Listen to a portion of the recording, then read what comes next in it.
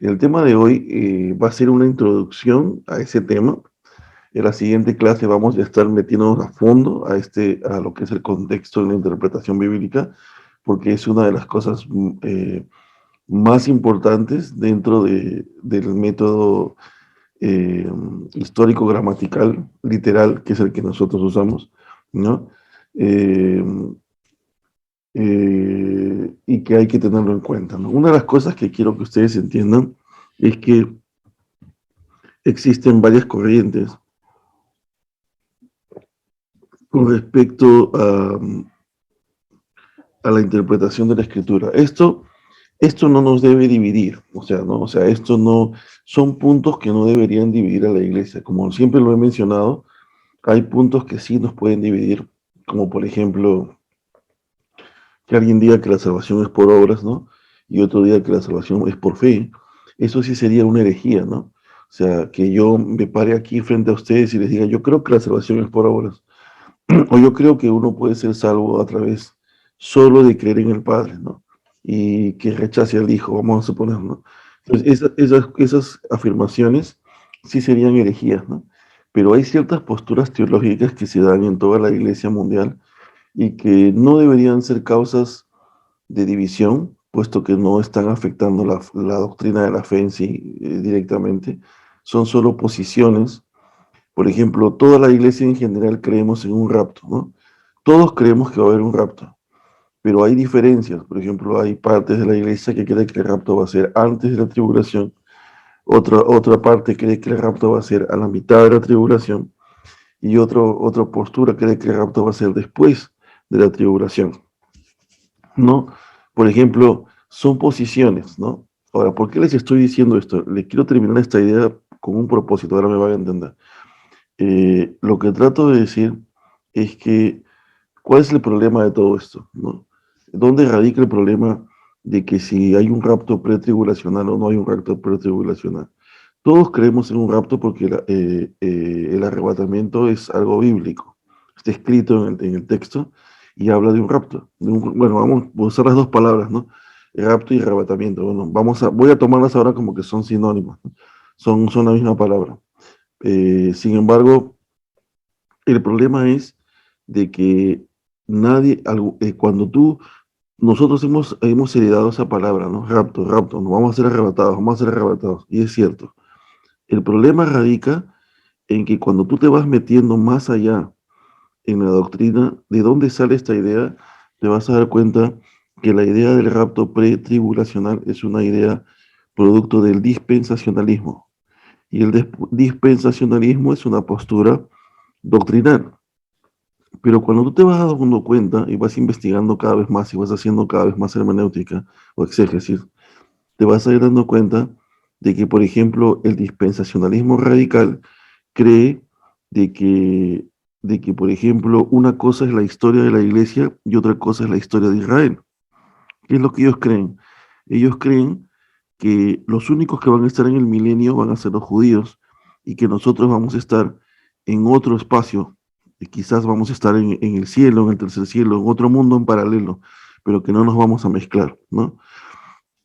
Ellos piensan que nosotros, la iglesia, somos un paréntesis dentro de la historia de Dios y que luego Dios va a volver a tratar otra vez con Israel en la tribulación.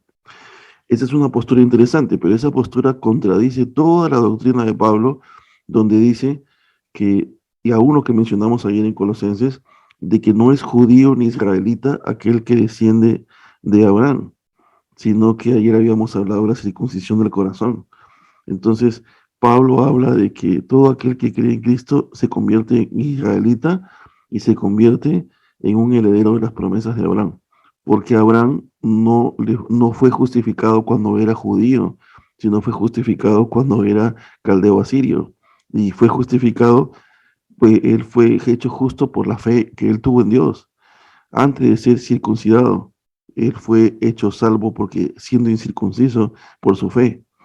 Entonces, todas quizás cuando tú hablas y dices el rapto pretribulacional, o Dios va a venir ahorita, mañana va a venir por la iglesia, suena bien, pero nosotros como creyentes no hemos hecho nuestra tarea de investigar a fondo de dónde viene esta idea. Esta idea del rapto pretribulacional es una idea que nace en 1800 y en 1900. Siglos anteriores a 1800 no se hablaba de un rapto pretribulacional. Entonces, esta es una postura, les estoy mostrando para que ustedes vean todo el mapa completo, ¿ok? Entonces, no se hablaba de esto porque la iglesia primitiva del libro de los Hechos solamente hablaba de la venida del Señor. Solo se decía cuando venga el Señor, y si tú lees las cartas de Pablo, dice cuando el Señor venga, entonces nunca se habla de un acontecimiento intermedio.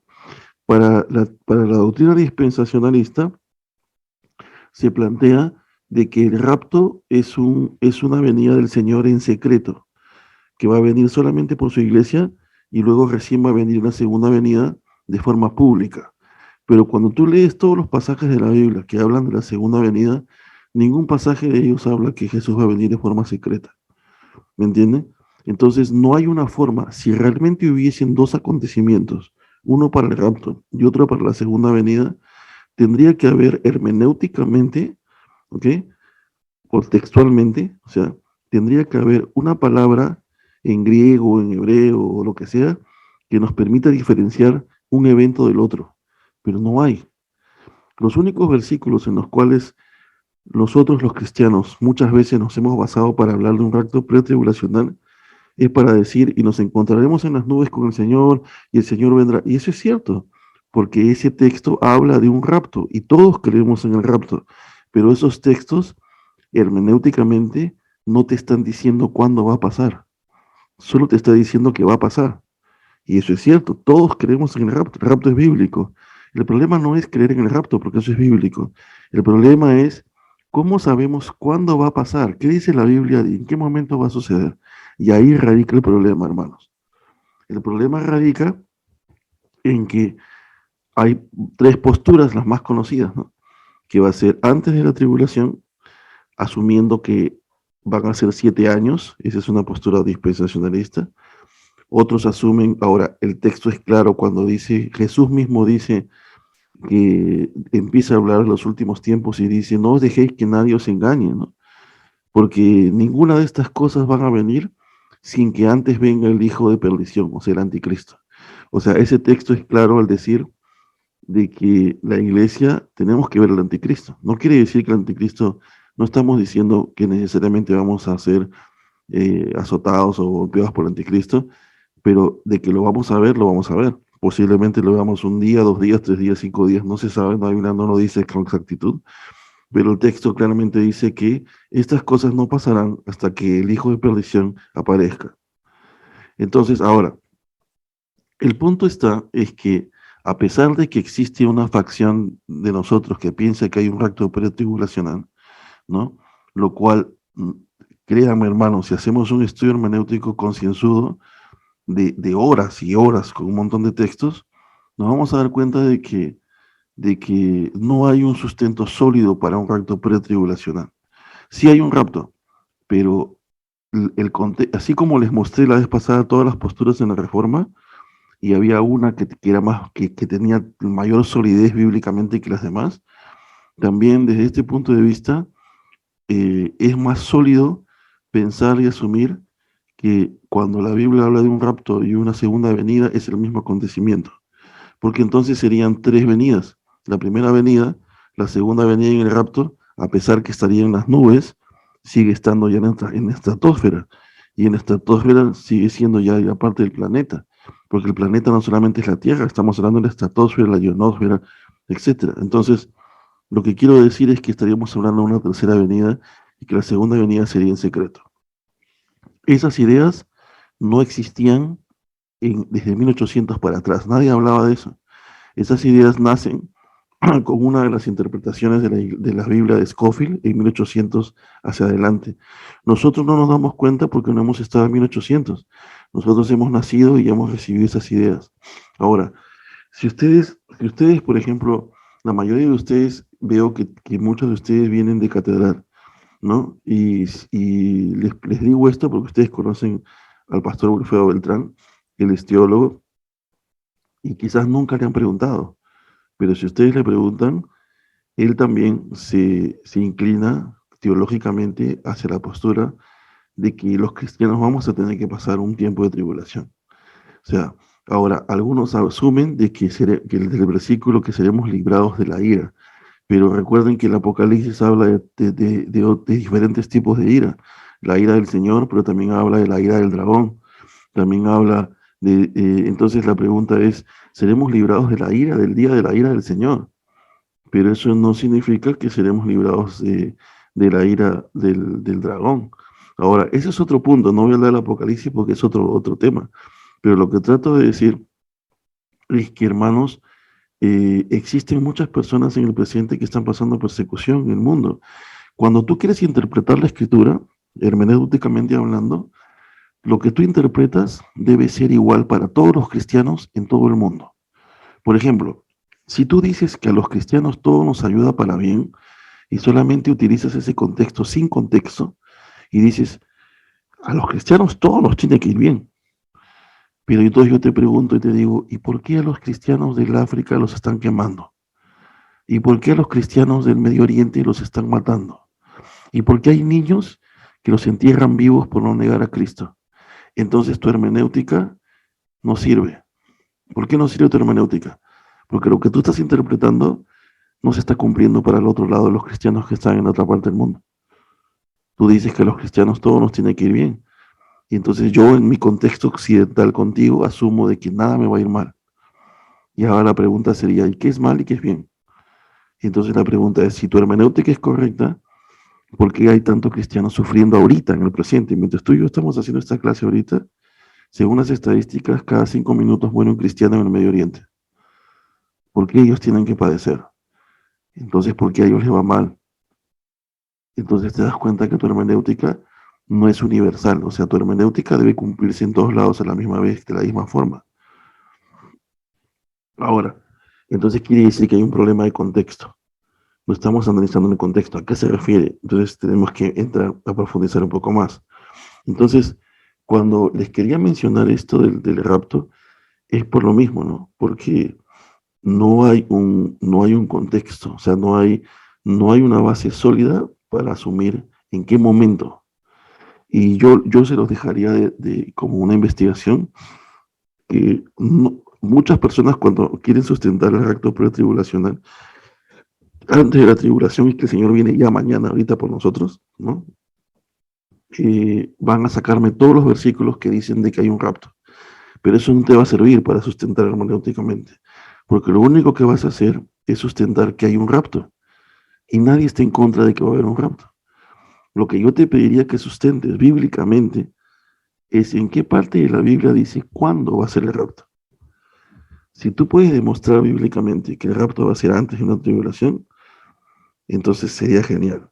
Y segundo, si tú puedes demostrar que la Biblia habla de dos acontecimientos diferentes, mi pregunta sería, quiero que me hagas un cuadro y me digas bíblicamente con los principios de hermenéutica cómo puedo diferenciar yo que este pasaje está hablando del rapto o está hablando de la segunda venida. Y si no lo encuentras, entonces concluyes que es el mismo acontecimiento. Porque si tú me estás hablando de dos acontecimientos diferentes, por ejemplo, ¿qué es lo que me hace saber que un texto está hablando si yo me voy al Antiguo Testamento? ¿Cómo puedo saber que esa profecía está hablando de la segunda venida o de la primera? Tiene que haber un contexto, ¿sí o no? O sea, el Antiguo Testamento, cuando yo lo leo, tiene que darme a entender de qué venida está hablando, de la primera o de la segunda. Tiene que decirme con claridad, yo tengo que saber hermenéuticamente cuando hago un estudio del Antiguo Testamento, aún más si le uno al nuevo, lo que ya pasó, yo tengo que saber diferenciar si me está hablando de la primera venida o de la segunda. Tiene que haber una forma de diferenciar. Ahora, yo te pregunto, ¿cuál es la forma? ¿Qué textos vas a usar tú para diferenciar que ese pasaje está hablando del rapto o de la segunda venida? O sea, me estás diciendo que hay una primera venida, que hay un momento de rapto y una tercera venida supuestamente. O sea, si lo ves así fríamente, así suena. Ahora, ¿cómo diferencias el rapto de la segunda venida? Entonces, entonces les estoy postrando las posturas, ¿no? Ahora, estas posturas que existen en la iglesia, que no vamos a poder dejar de que existan porque han existido por siglos, ¿no? Por lo menos por los tres últimos, o 2 últimos siglos, ¿no? No deben ser causa de división, porque al fin y al cabo todos creemos que va a haber un rapto. Ahora, la pregunta es, ¿esto debería cambiar en algo? ¿Debería cambiar en algo nuestra fe? No, porque vamos a suponer que tú crees que hay un rapto pretribulacional. Igual, según la idea de un rapto pretribulacional, no te vas a ir si no estás en santidad. O sea, si no estás en santidad, te vas a quedar. Ahora, pongámonos en la otra postura. Si nos ponemos en la posición de que la iglesia tiene que pasar la tribulación, igual, sin santidad no vamos a poder pasar la tribulación. Porque si estamos sin santidad, créeme que esos tiempos van a ser tan difíciles que sin santidad no vamos a poder pasar ese momento. Entonces, al fin y al cabo, las dos posturas se resumen a una idea teológica importante, la santidad. O sea, ¿qué debemos hacer toda la iglesia? Caminar en santidad. Porque si existe el rapto tribulacional, no nos vamos a ir, nos vamos a quedar. Y igual vamos a tener que pasar la tribulación si nos quedamos. O sea que al fin y al cabo, sin santidad no podemos hacer ni una cosa ni la otra. O sea, ¿qué tenemos que hacer? Caminar en santidad. Así de simple. ¿Para qué estar discutiendo? Pero ya si queremos meternos a un tema hermenéutico, entonces ya tendríamos que, por decirlo así, investigar, ¿no? ¿Cuál es la razón? ¿Cómo diferencias un evento del otro, ¿no? Eh, Esto es importante, ¿no? Es importante entender, ¿no? Ahora, ¿por qué? Porque, miren, a mí no me gusta hablar de estos temas porque no son bíblicos y yo he prometido hace muchos años atrás de no hablar cosas que no estén en la Biblia para evitar confusiones. Pero sí quiero mencionar algo que pienso que es importante, ¿no? Y que lo he estado pensando para hablarlo aquí porque es importante tener en cuenta. Si bien es cierto, no existe un rapto, bueno, mi postura es de que sí existe un rapto, pero no de esa manera como se plantea, ¿ok? Yo pienso que la iglesia sí vamos a tener que pasar algunos momentos difíciles y vamos a tener que pasar persecución y vamos a tener que estar preparados. Ya la iglesia lo está pasando ahora, ¿no? Sin embargo, no pienso que, no es que no crea en el rapto, creo en el rapto, pero mi posición hermenéutica es que, teológica, es de que la iglesia tiene que pasar momentos complicados, por lo menos Occidente. No, en Occidente estamos durmiendo todavía comparado con los cristianos del Medio Oriente. En Occidente todavía estamos nuestra fiesta, ¿no? Todavía no hemos pasado el filtro, ¿no? Ahora, sin embargo, pienso en algo interesante, ¿no? Y es que sí estoy consciente de que a pesar de que no lo creo de esa, mi postura no es de esa forma. Pastor Wilfredo cree lo mismo, ¿no? Para los que lo conocen, ¿no? Pues los menciono, ¿no? Sin embargo, pienso de que eso no significa que Cristo esté pronto a venir. Cristo está pronto a venir. O sea, hay muchos acontecimientos mundiales que se están dando, muchas cosas políticas, muchas cosas que están pasando en el Medio Oriente, en Europa, en economía, con esto del COVID, todo lo que está pasando, que obviamente estamos yendo camino hacia eso. Ahora, ¿por qué estoy mencionando esto? No quiero hablar del COVID y todo esto, pero en mi posición, si tú me preguntas, yo pienso que el COVID ha sido un complot de la élite para obviamente causar caos en el mundo, ¿no? Y esto es algo que va a traer camino a lo que la Biblia habla. Se habla de una sola moneda, un solo gobierno. Por eso existen los tratados de libre migración, para que luego se rompan las ideas de fronteras y todo esté mezclado. Por eso es que se produjo caos en Europa. Por eso es que ya prácticamente Europa ya no va a haber europeos. Según las estadísticas, si llegamos al 2045, la mayor cantidad, el mayor porcentaje de gente va a ser musulmana, ya no se va a hablar de europeos. Canadá, los canadienses ahora están pidiendo que vengan latinos de todas partes del mundo porque su población ya no quiere tener hijos y la raza canadiense está pronta a morir en unas décadas, por decir así que tienen que asegurarse que esa civilización se mantenga. Entonces, ya se están rompiendo las fronteras, o sea, se está generando caos. La mayoría de Centroamérica fue destruida por la élite con las guerras, que son manipuladas por la élite, y ahora la élite ha pedido Sudamérica, que siempre ha estado estable. Pero si te pones a hacer un análisis frío, el socialismo está entrando en Sudamérica con más fuerza y también entró Estados Unidos, porque ahora Biden es demócrata, pero para el concepto gringo, un demócrata es socialista y un republicano es de derecha. Entonces, si te pones a pensar, todo esto está yendo hacia un punto donde, como la ONU mismo planteó en un video, se está desarrollando la Agenda 21 camino a la Agenda 2030 porque se está preparando el camino para el anticristo.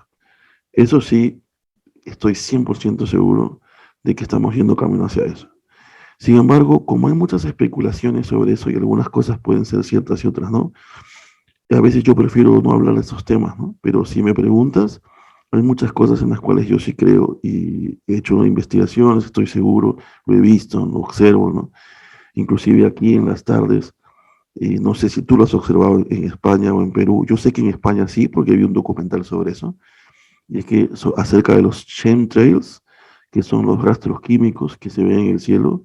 Por ejemplo, aquí todas las tardes, desde que yo vine, antes, antes yo veía avionetas que salían en las tardes a tirar gases en el cielo, ¿no? Y ahora ya no veo avionetas, ahora ya se puso más sofisticado, ahora son como cohetes. Salen a ciertas horas del día y empiezan a tirar gases en el cielo, ¿no? Por diferentes ciudades, ¿no?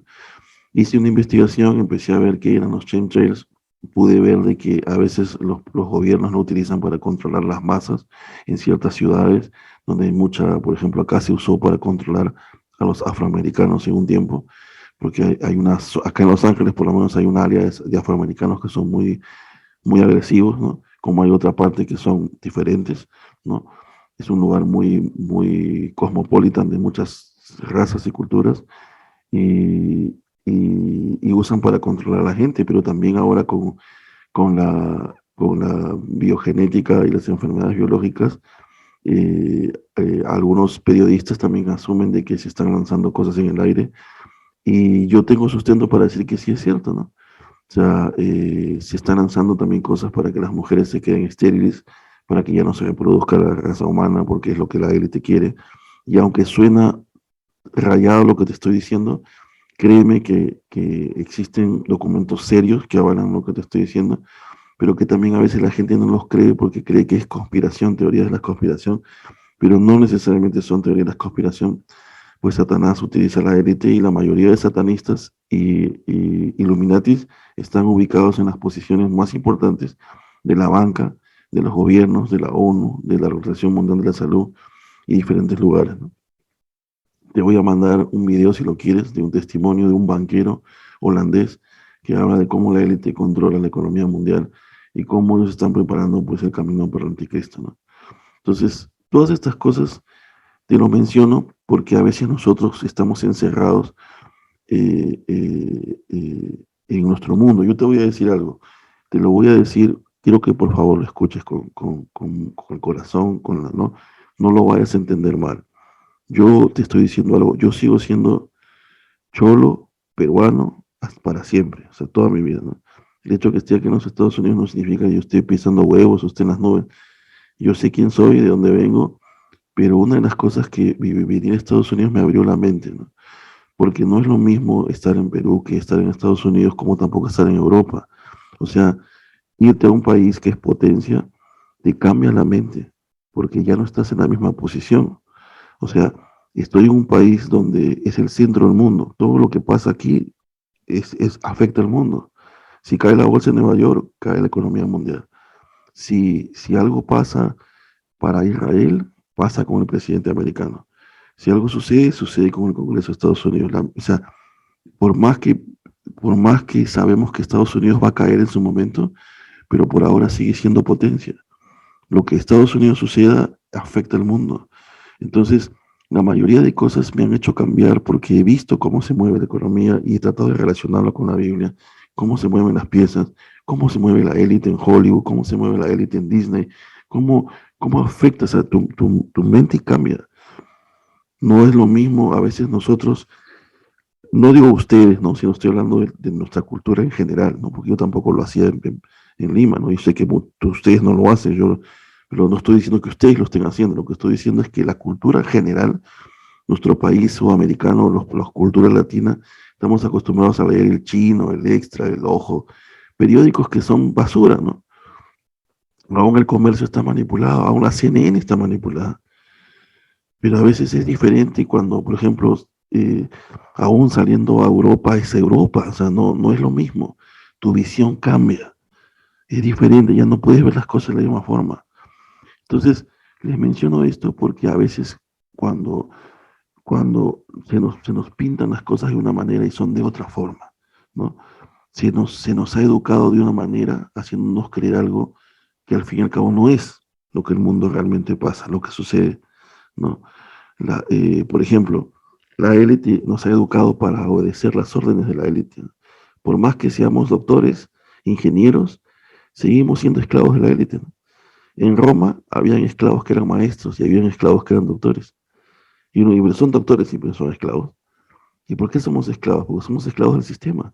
Nos levantamos todos los días a las 6 de la mañana, tomamos desayuno, nos vamos a trabajar 8 horas, salimos 8 horas, llegamos a casa, dormimos, nos volvemos a levantar, volvemos a hacer lo mismo. No tenemos tiempo para sentir, para vivir.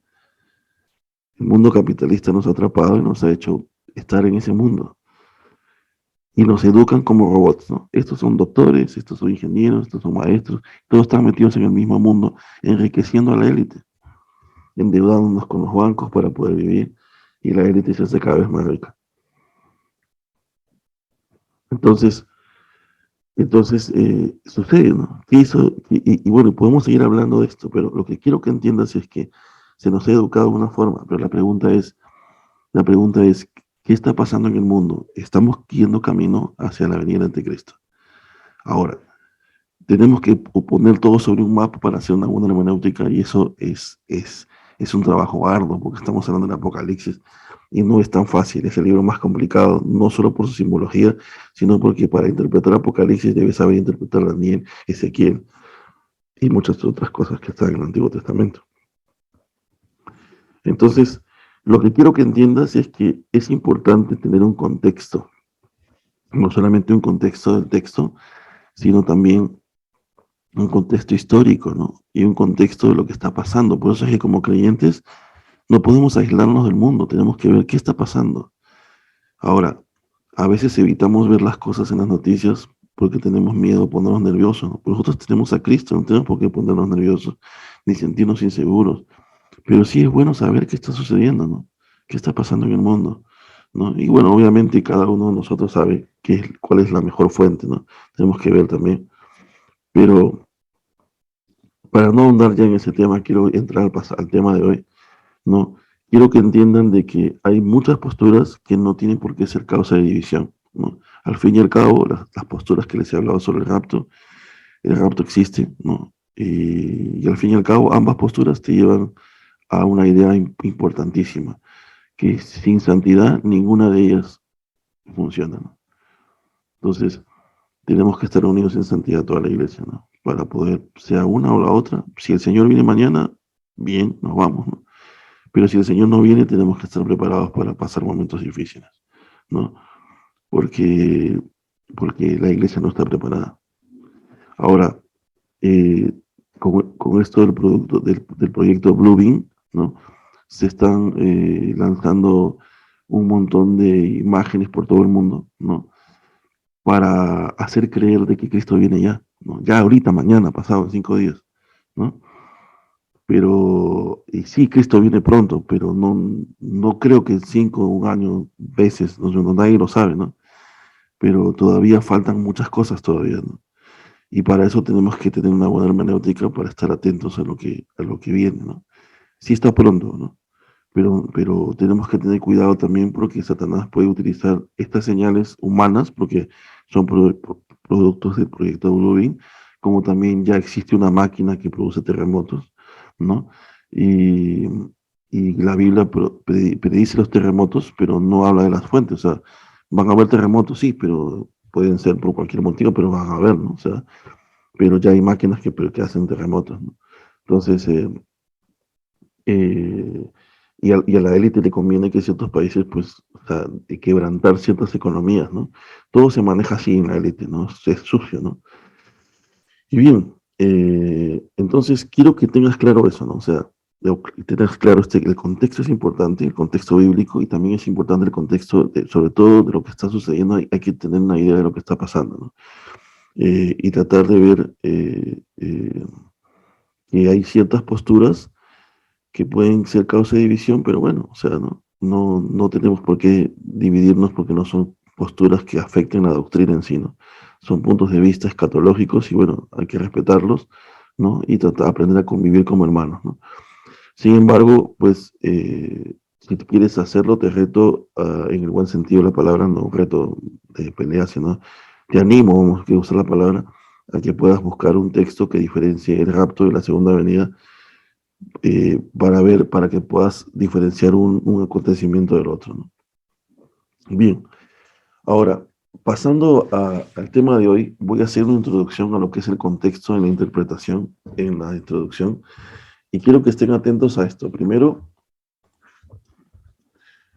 vamos a ver, los temas de hoy van a ser contexto y qué determina el contexto en la hermenéutica y algunos ejemplos, ¿no? Como introducción. Quiero que hoy lo tomes así, es una introducción para que te vayas sumergiendo en el tema y te vayas volviendo diestro, ducho o ducha en el tema, ¿no? Veamos, por ejemplo, ¿qué es el contexto? El contexto es un pasaje, ¿no? Muchas veces, ¿no? ¿Ha escuchado usted acerca del contexto? Dice, de un versículo en la escritura. Ahora, el contexto determina muchas cosas en un versículo de la escritura. Hay un dicho bien conocido que dice, un texto sin contexto es un pretexto. Es muy cierto, cualquiera puede torcer una escritura de la Biblia para que diga algo. Por lo tanto, es importante conocer el contexto. Por eso no podemos hacer que el texto diga lo que nosotros queremos. Recuerden que según los principios de hermenéutica vistos en la clase 1 y en la clase 2, el texto tiene un solo significado y es el significado que el autor quiere darle, o sea, Dios. Ahora, texto y contexto son las dos caras que presenta siempre la literatura y que van íntimamente unidas cuando interpretamos los mensajes implicados. Podríamos decir que el contexto es todo lo que rodea el texto, que puede ser de carácter multipolar, ¿no? Por ejemplo, si uno lee la siguiente frase, toda la vida es sueño, uno puede descodificar el mensaje de varias maneras. Nos pasamos la vida con sueño y durmiendo sin parar, ¿no? Físicamente.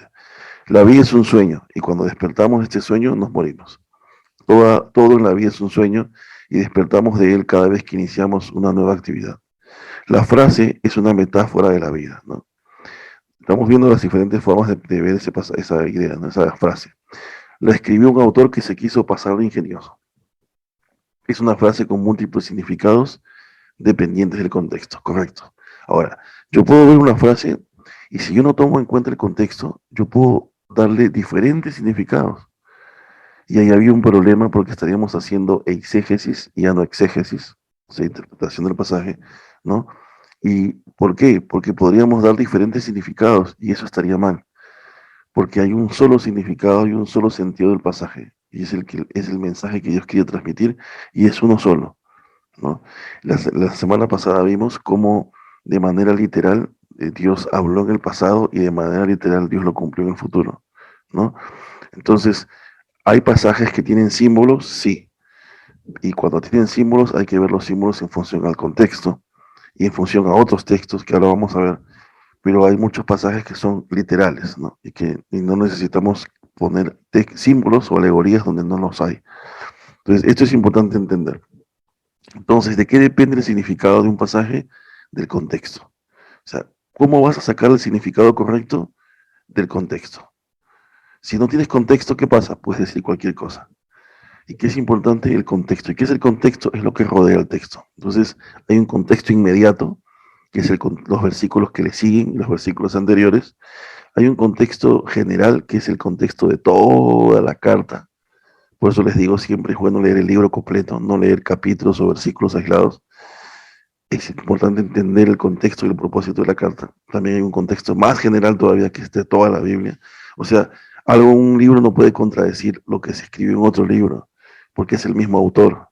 ¿No? Alguien va a decir, pero Pablo puede contradecir a Pedro. No, porque el autor original en realidad no es Pedro ni Pablo, es Dios a través del Espíritu Santo, porque el texto dice que la palabra fue soplada por el Espíritu Santo a estos hombres. Entonces no puede contradecirse porque el autor es el mismo, es Dios. Muy bien, ahora, una de las cosas que tenemos que entender es que, por ejemplo, ¿no? Veamos el contexto ya en la hermenéutica, y esto quiero que lo tomen en cuenta, ¿no? En lo que el contexto determina. Primero, el contexto puede limitar o ahí debe decir enmendar, pero ahí lo voy a cambiar ahora. Enmendar un versículo, ¿no?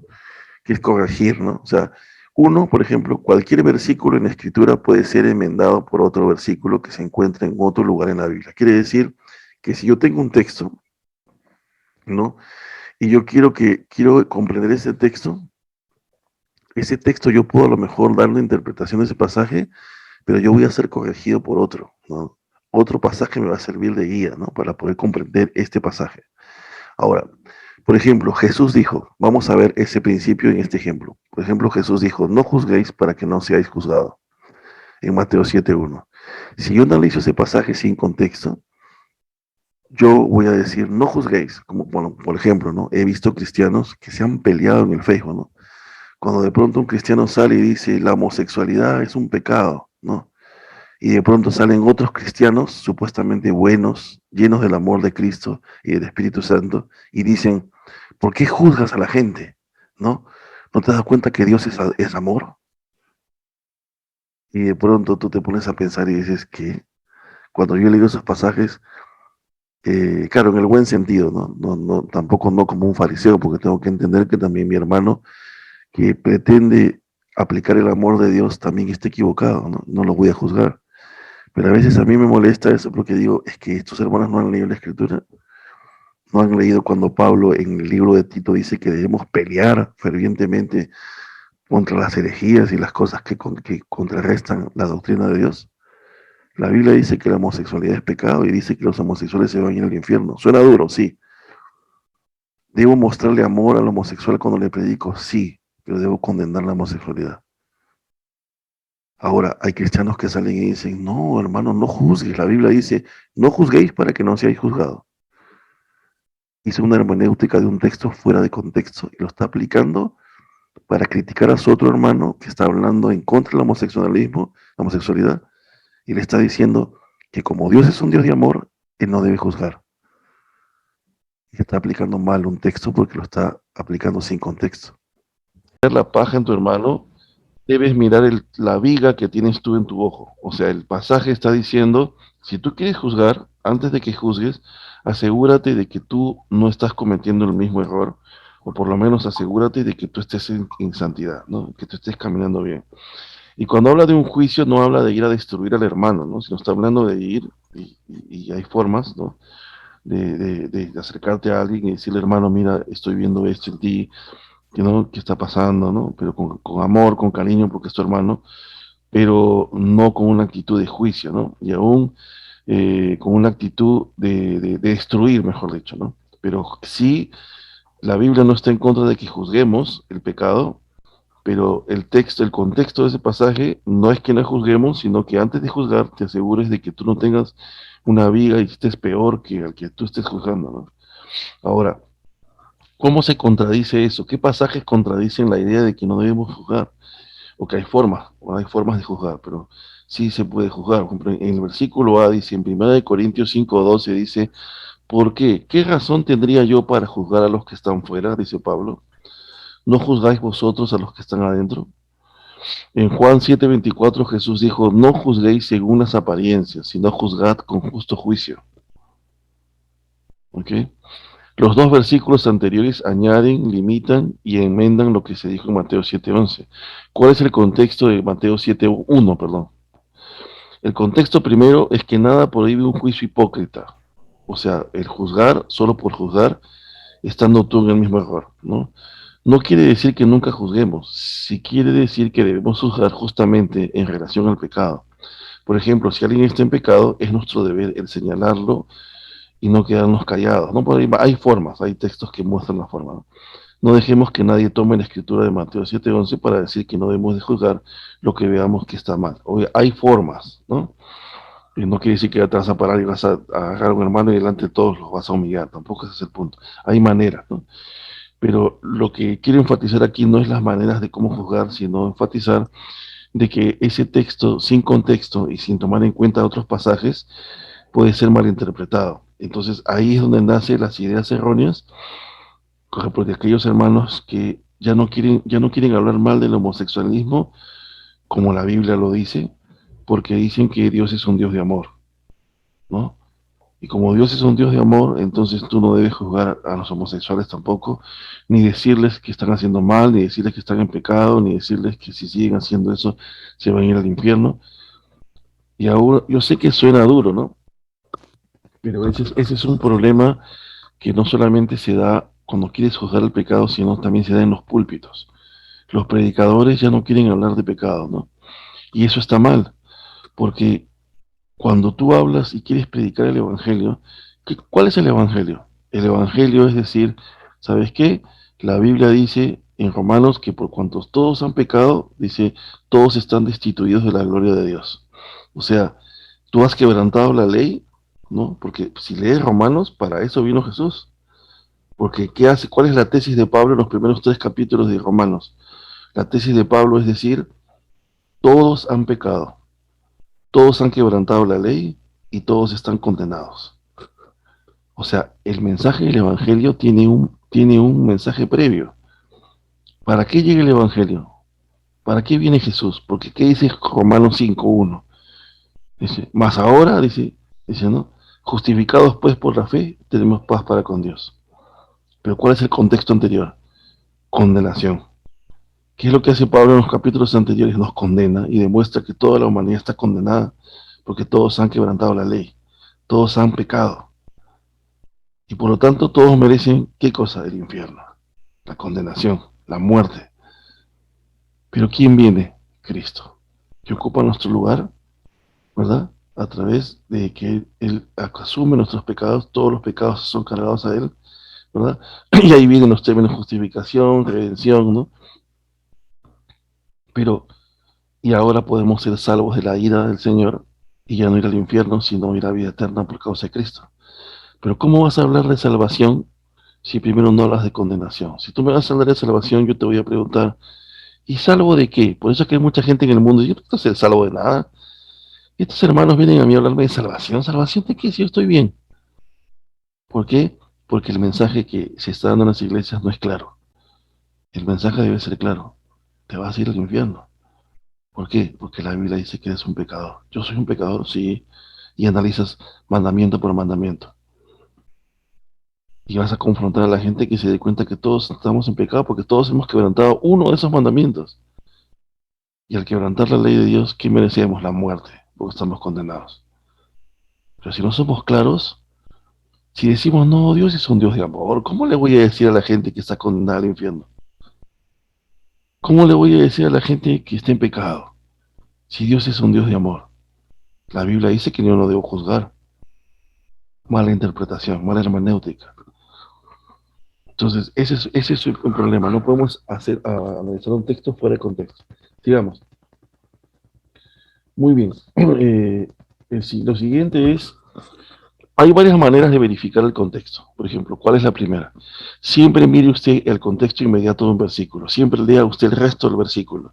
Por ejemplo, un predicador sacó una pistola durante una predicación y dijo, yo cargo esta pistola porque la Biblia nos dice que siempre debemos estar preparados.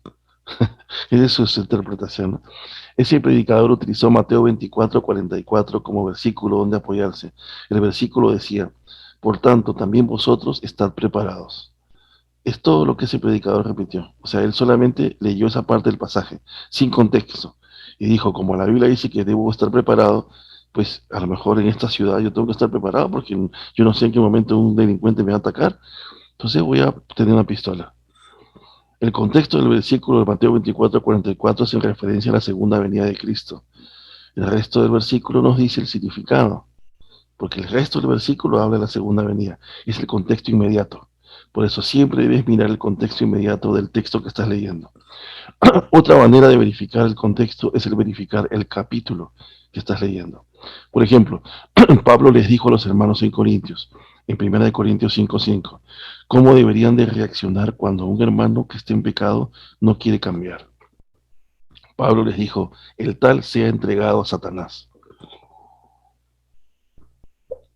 Más adelante en el mismo capítulo, o sea, el mismo capítulo 5, pero en el versículo 13, 8 versículos después, Pablo les dice a los hermanos qué es lo que significa entregarlo a Satanás. Pablo dice, porque a los que están fuera, Dios juzgará. Quitad pues a ese perverso de entre vosotros. El contexto del mismo capítulo nos da el significado del versículo. El contexto es sacarlo de la congregación, quitarle toda la cobertura. Recuerden que para ese momento no era como ahora, ¿no? Donde ahora tú estás en tu casa y de pronto la iglesia está como a 5 millas o 5 kilómetros y cada uno vive su vida. En esa época era diferente, los hermanos convivían prácticamente, se conocían todos, era un pueblo, ¿no? Entonces prácticamente vivían juntos los hermanos en armonía todo el tiempo, ¿no? No era como ahora que se despertaban, tenían que irse a la compañía a trabajar, ¿no? La gente tenía otro tipo de vida, era gente de campo, ¿no? Tenían otro contexto. No era gente que trabajaba en una oficina, ni que tenían autos, eran gente que vivía diferente, ¿no? Entonces podían pasar más tiempo entre ellos. Entonces, ahí hay que tener en cuenta el contexto del capítulo y arriba el contexto inmediato del versículo, ¿no? Sigamos. Entonces, esas son maneras de verificar el contexto. Lo siguiente, la tercera manera de verificar un contexto es ver si el autor se explicó en otra parte. Por ejemplo, en Primera de Pedro, capítulo 3, verso 18 al 20, Pedro dijo que Cristo le predicó a las gentes antes del diluvio. Ahora la pregunta sería, los del diluvio ya están muertos. Tengo dos formas de pensar. Cristo recién vino en el Nuevo Testamento a predicar. Entonces, yo le puedo predicar a los muertos, ¿no? Porque cuando Cristo vino a predicar a la tierra, los del diluvio estaban muertos. Entonces Cristo fue y le predicó a los que estaban muertos. O sea, ¿a quién? A los del diluvio, ¿no? Esa es mi primera interpretación. La siguiente interpretación podría ser que Cristo se apareció en la época del diluvio y les predicó a los del diluvio. Entonces, ahora, ¿cómo me saco ese interrogante? Quiero que entiendan lo que les estoy planteando. O sea, estamos analizando un texto de 1 Pedro 3, del 18 al 20, donde dice que Cristo le predicó a las gentes antes del diluvio. Primera interpretación. Los del diluvio ya están muertos, y cuando Cristo predicó, fue y le predicó a los muertos. Segunda interpretación. Cristo se apareció en el Antiguo Testamento y le predicó a la gente del diluvio. ¿Cómo responde ese interrogante? Entonces tengo que ir al contexto. El contexto se explica en el mismo libro, pero en otro capítulo, no en el mismo capítulo, sino en otro. Pedro se refiere al Espíritu de Cristo predicando a través de las profetas. O sea, cuando los profetas están predicando, él hace una referencia de que es el Espíritu de Cristo en los profetas quien predica. Pedro da el ejemplo de cómo Cristo predicó a través de Noé, ¿no? Esto lo dice Pedro capítulo 1, versículo 11. En otras palabras, Pedro explica a lo Pedro se refería, ¿no? A lo que el mismo Pedro. No quiere decir que Jesús le predicó a los que ya estaban muertos, sino estaba hablando del Espíritu de Cristo en los profetas, ¿no? Si es el mismo Espíritu que Cristo tiene, está en los profetas, ¿no? Y Dios habló por medio de su Espíritu a través de los profetas, que es el Espíritu de Cristo, ¿no? Entonces, si queremos entender ese versículo del 18, tenemos que leer los otros capítulos, o sea, el contexto, no solamente del capítulo, sino de otros capítulos, ¿no? Ahora, otra manera de verificar el contexto es verificando si el escritor escribió otros libros, ¿no? Por ejemplo, Juan escribe en Apocalipsis 19:13, habla del verbo, pero si tú lees Apocalipsis 19:13 y habla del verbo, no sabes a qué se está refiriendo, a menos que leas un escrito del mismo autor de Juan, capítulo 1, versículo 1 o versículo 14, donde Juan se refiere al verbo como Jesús, como el verbo de vida, ¿no? El principio era el verbo y el verbo era Dios y el verbo estaba con Dios, ¿no? Y ahí se refiere a Cristo, ¿no? Entonces podemos entender ese pasaje entendiendo otro pasaje, otro escrito del mismo autor. Veamos. Por ejemplo, una manera, permítame, aquí está. Una manera de verificar el contexto es verificar toda la Biblia. Por ejemplo, puede usted encontrar otro versículo en la Biblia, ¿no? Que le ayude a entender el versículo que está leyendo. Por ejemplo, en Isaías 66:8 menciona, una nación que nació en un día. ¿A qué se refiere esto? Para darles una idea, una de las tareas de esta semana es sobre eso. Tienen que leer un documento de 3 hojas donde trata de explicarte a qué se refiere esa profecía. Algunos aluden que esta palabra se refiere a cuando Israel fue creada en un día con ayuda de las Naciones Unidas en el 40 y picos, ¿no? Y que en un día se creó una nación y algunos asumen que es esa profecía de la que se habla, ¿no? Sin embargo, usando un poco del contexto y de hermenéutica, otros exégetas o estudiosos de la Biblia plantean una interpretación de esta profecía de manera más precisa, ¿no? Por ejemplo, habla de que una nación que nació en un día, ¿no? Todos los cristianos son llamados nación santa en el libro de Primera de Pedro 2:9. O sea, que Pedro está diciendo que cuando habla de una nación, se está refiriendo a los creyentes, a esa nación santa que ha creído en Cristo. ¿Fueron los cristianos nacidos en un día? El contexto del libro de Hechos nos da la respuesta. En Hechos 2:41, cuando Pedro predica, dice que como 3.000 personas fueron bautizadas y nacieron del agua y del Espíritu. A esto se refiere Pedro en cuanto a esta nueva nación. Como 3.000 personas nacieron en un día para ser una nueva nación. Pablo ilustra acerca de esos que nacieron en un día. Romanos en 6:17 al 18 menciona que éramos esclavos del pecado, pero ahora somos libres. ¿Y cómo fuimos libres? Pablo los dice en Romanos 6, del 3 al 4.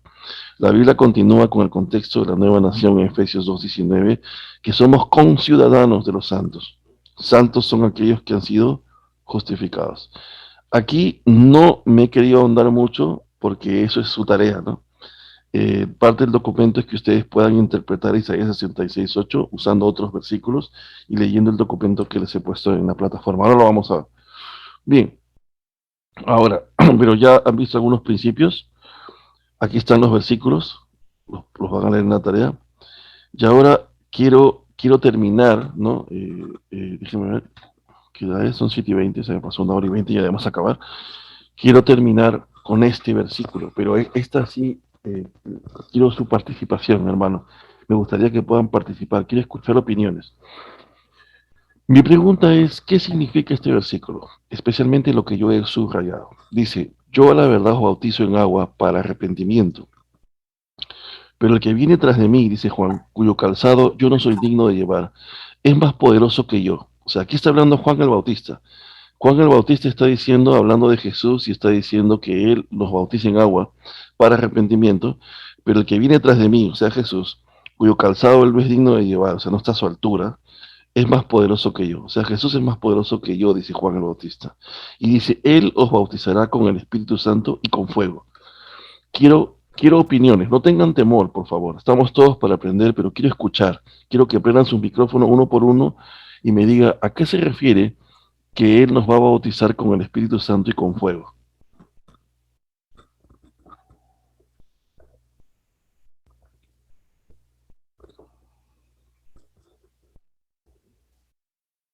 Tengo que escoger, creo. A ver, voy a escoger. Ya se escondieron algunos. Hola, Juancito. Ahí está, aquí, hermano Efraín. A ver, hermano Efraín. Hola, Juancito, ¿qué tal? ¿Cómo Buen está, hermano Efraín? día. Dios lo bendiga, mi hermano Efraín. Parte El sí. hermano Efraín nos va a dar su opinión. A ver, yo entiendo que Juan hacía el bautismo en agua, pero basado conforme a la ley, ¿ya? ¿Ya? Conforme a la ley, no para salvación, sino conforme a, basado en la ley. Sin embargo, cuando viene Jesús, hace un bautismo en Espíritu Santo con fuego y de transformación total para salvación.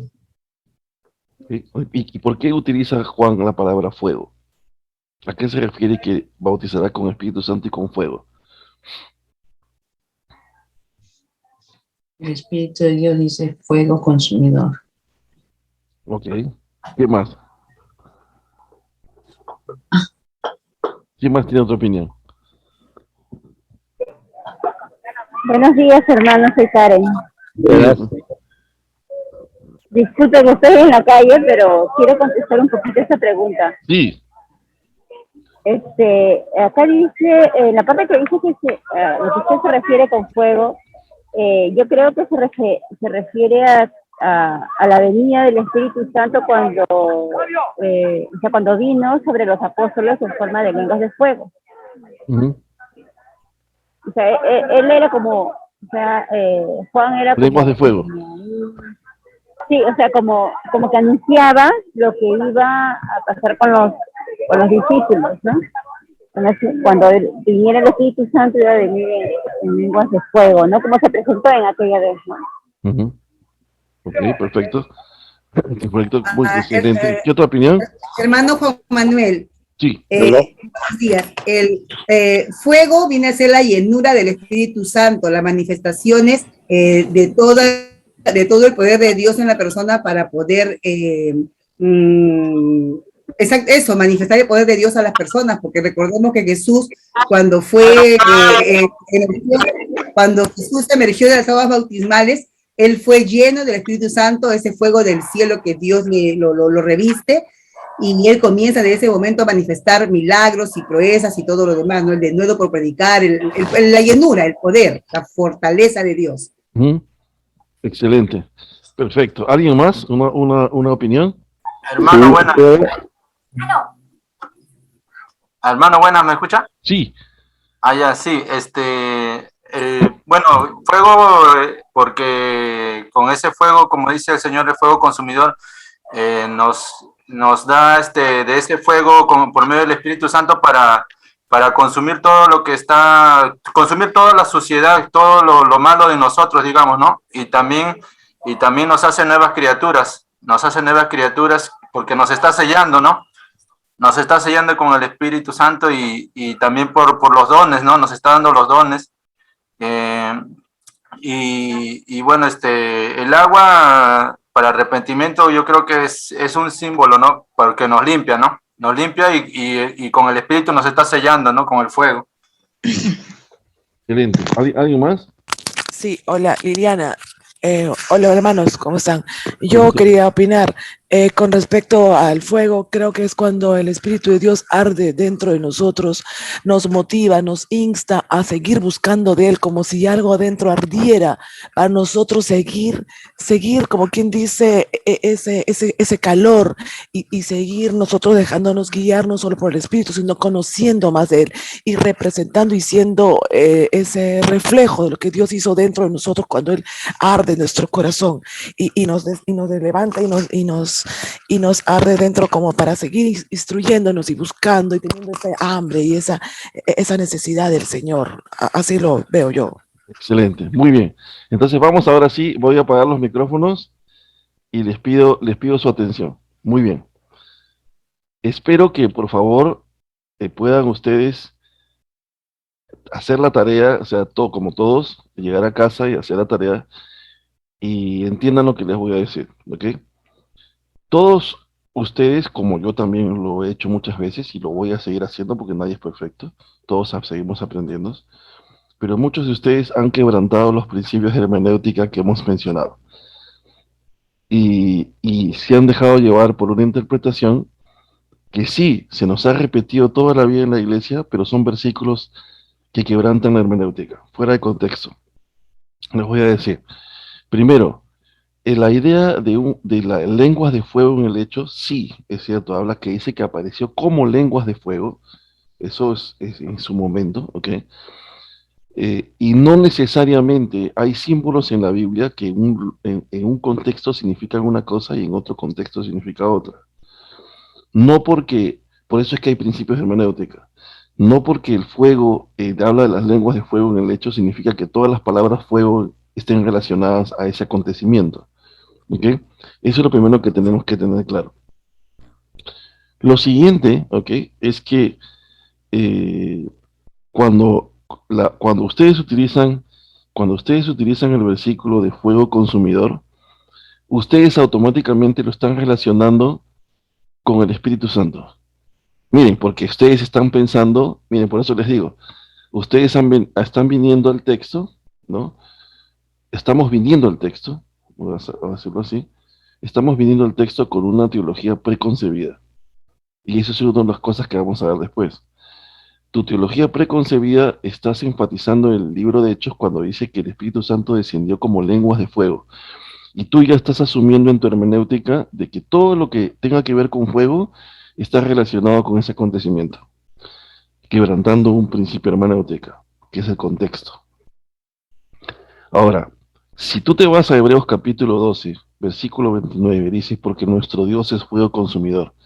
Ese es el versículo que muchos de ustedes han sacado. Nuestro Dios es fuego consumidor. Y tú lo estás relacionando con el Espíritu Santo, pero te olvidaste y has quebrantado un principio hermenéutico. ¿Cuál es el principio hermenéutico? El contexto.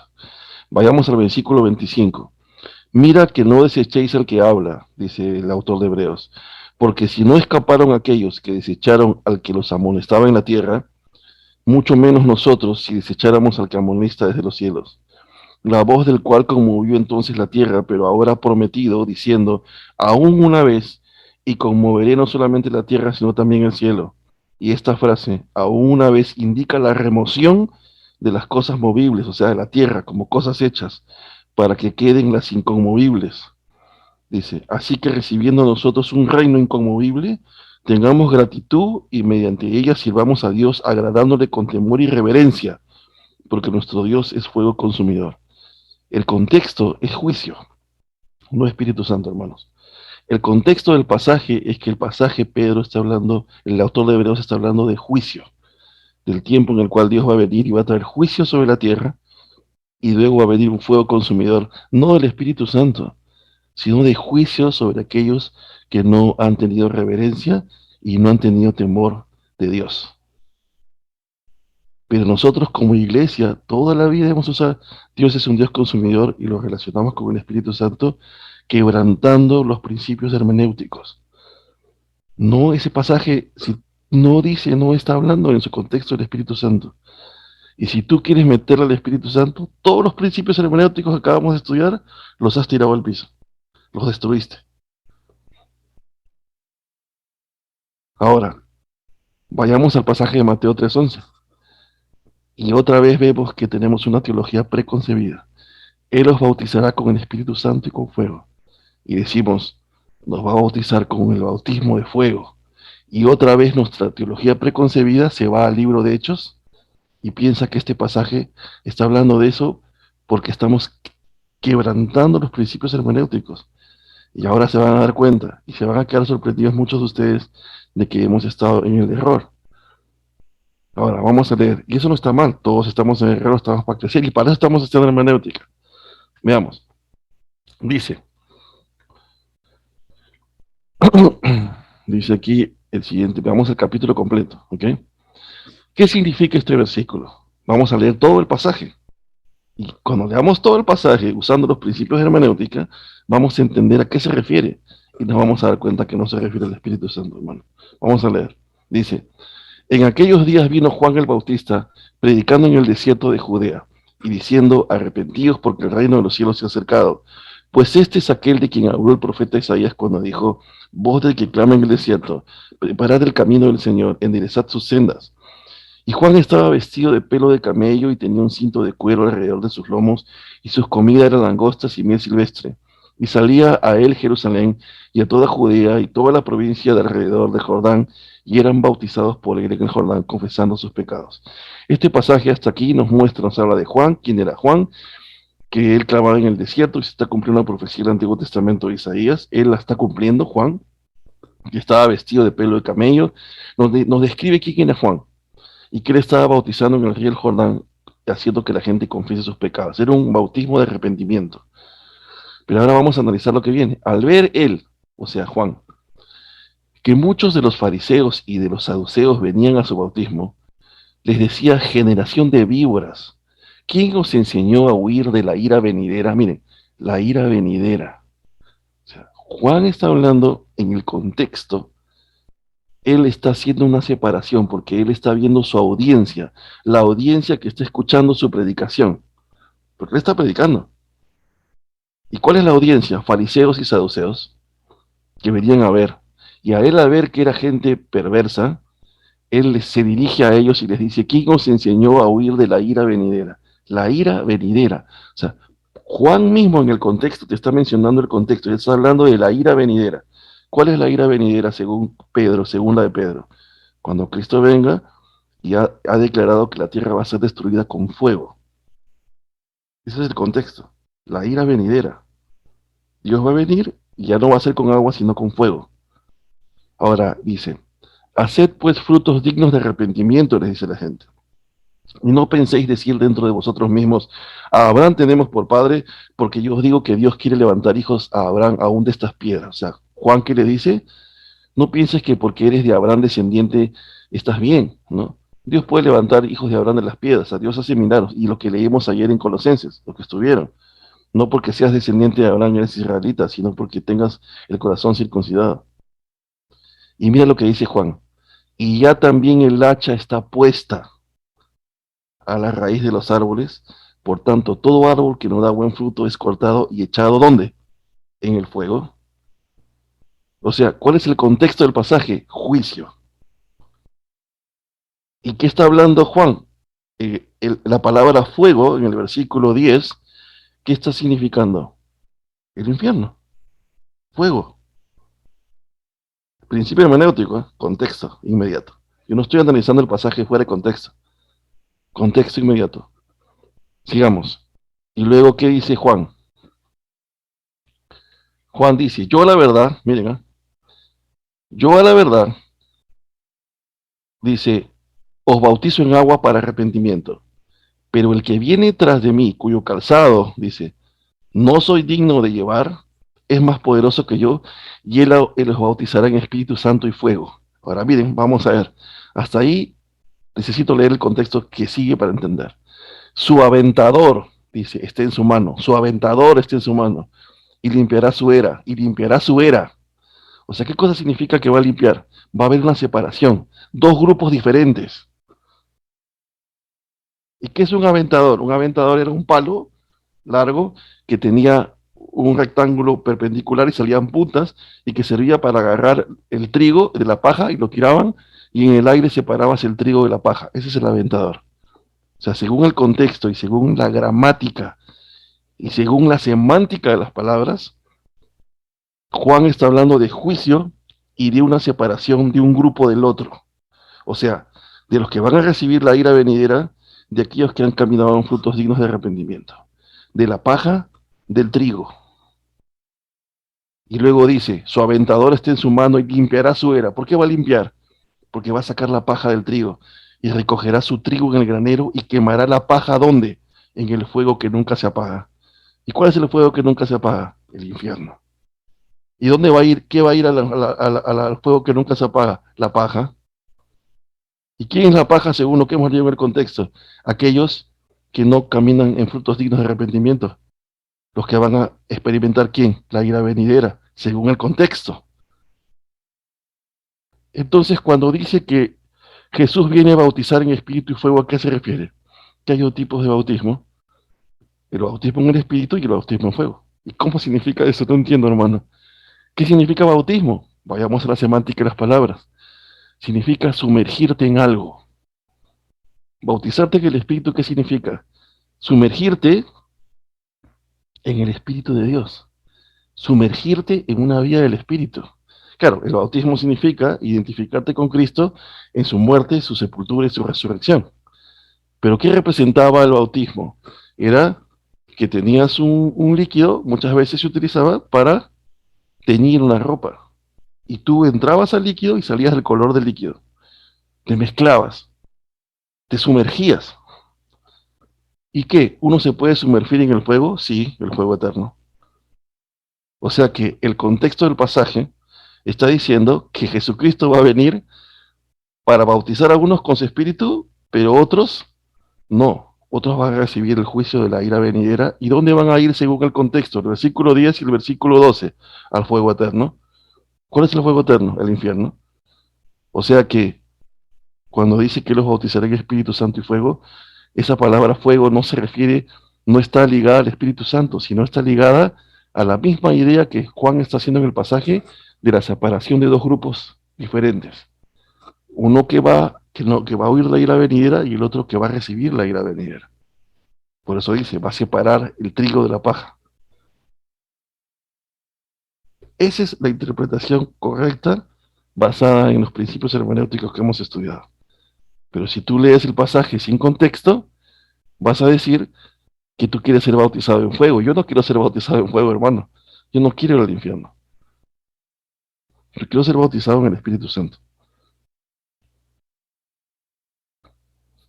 Entonces, Hermano Juan Manuel, sí. disculpe, para quedar claro para mí, esa parte que dice en Espíritu Santo y fuego son dos temas, no es correlativo. Sí, Él los bautizará, él los bautizará en Espíritu Santo para salvación, obviamente, y el otro tema seguido es los que no van a condenación, van al fuego eterno. Correcto. Son dos temas diferentes en una misma oración prolongada.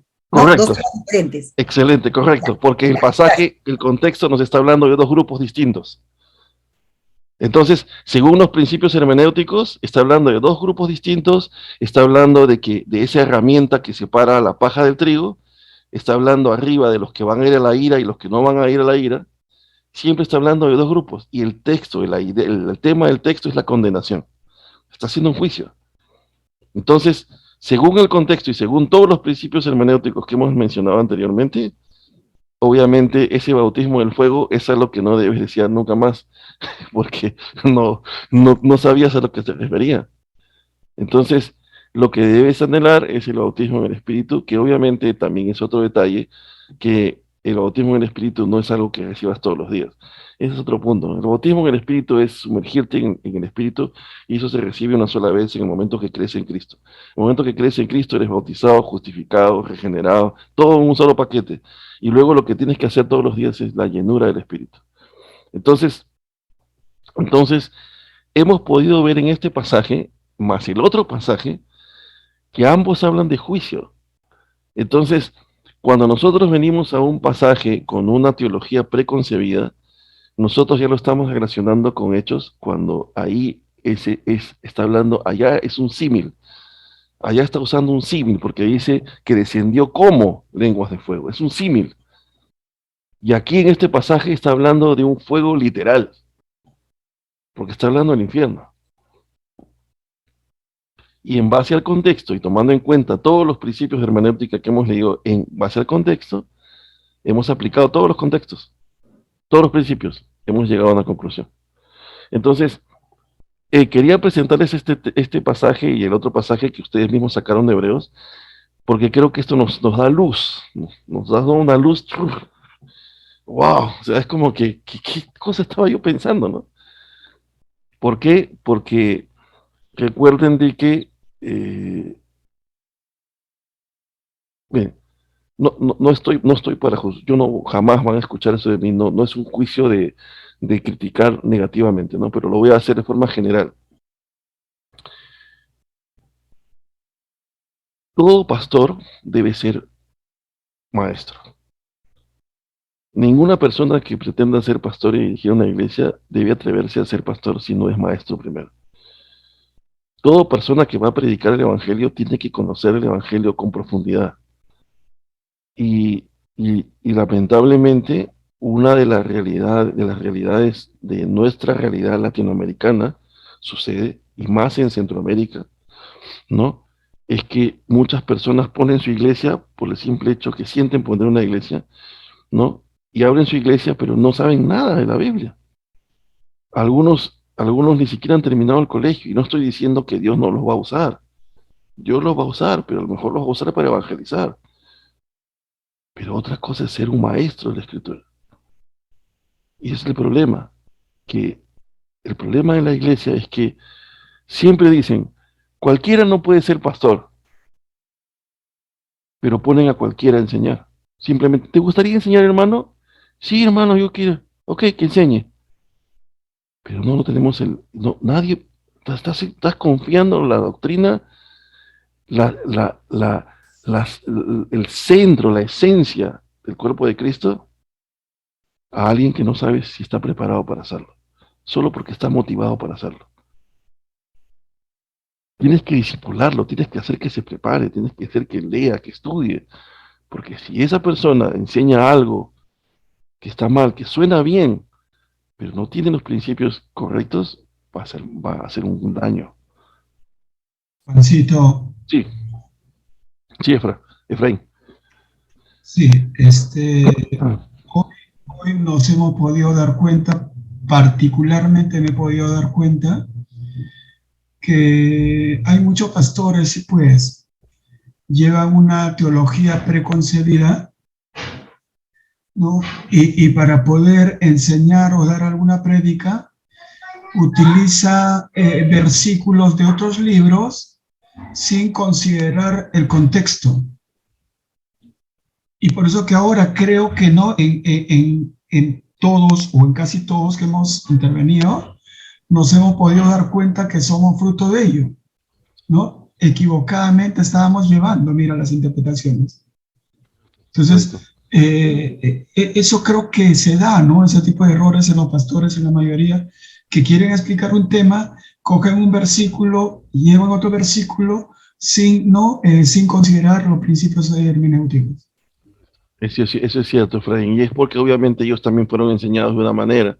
Entonces, es por eso que es importante entender, es importante el estudio de la escritura y por eso es importante el curso de la hermenéutica. Se dicen, algunos maestros dicen, de que el curso más importante que no debe faltar jamás y el primerito que uno debe llevar cuando entra al seminario es el de hermenéutica. Porque si tú no tienes una buena interpretación del pasaje, no vas a poder entender homilética, la forma de predicación. Vas a llevar a predicaciones positivas, pero no sabes los principios de hermenéutica. Vas a estudiar el Apocalipsis, pero no tienes principios de hermenéutica. Vas a estudiar el Nuevo Testamento y no tienes principios de hermenéutica. Vas a estudiar Cristología, pero no tienes principios de hermenéutica. O sea, lo más importante que todo estudiante de la Biblia debe saber es hermenéutica, conocer los principios, ¿no? Entonces ya aquí, miren, solamente en estos versículos han podido ustedes darse cuenta la importancia del contexto, la importancia de los principios hermenéuticos. Vamos a seguir haciendo la siguiente clase, viendo más reglas, más ejemplos, y esto nos va a dar una luz, ¿no? Pero también hay otras posturas que son nuestros hermanos pentecostales, que todo lo ven experiencia, todo es experiencia, ¿no? Que muévete en el mover del espíritu, que siente la fuerza del espíritu, y hay iglesias donde la gente empieza a temblar, hay iglesias que hasta se les ponen los ojos en blanco, ¿no? Y no se dan cuenta que todo eso de ahí viene del Kundalini, del hinduismo, que fue metido por un pastor norteamericano a la iglesia, y esas costumbres se han ido de una iglesia a la otra, porque tú no vas a encontrar ningún versículo donde tú veas a Pablo temblar o esté moviéndose así. Nunca Pablo ha hecho eso. Ni siquiera se pone a gritar a los demonios. ¡Ey! Pablo solamente se paraba y decía, hey, sal, fuera, pum. Jesús decía, hey, tú, fuera, pum. ¿Acaso tú veías a Jesús decir, oye, el demonio? Se ponía a hablar con los demonios, a hacerles entrevistas a los demonios, ¿cómo te llamas? ¿De dónde eres? Nunca hacía eso. Entonces, estas cosas ya están fuera de lo que la Biblia enseña, ¿no? Sí, que es un problema también del idioma, o sea, por eso es que siempre es otra de las cosas que vamos a ver más en las clases que vienen. Ahora estamos analizando el contexto, pero después vamos a ver el idioma original, la gramática del griego, ¿no? Lo que significa, y también estamos viendo de que ya es que o te vas con Dios a la eternidad o te vas al infierno. Entonces, ¿es blanco o es negro? Entonces, por eso que ahí él utiliza la I, ¿no? ¿Por qué? Porque o es una o es la otra.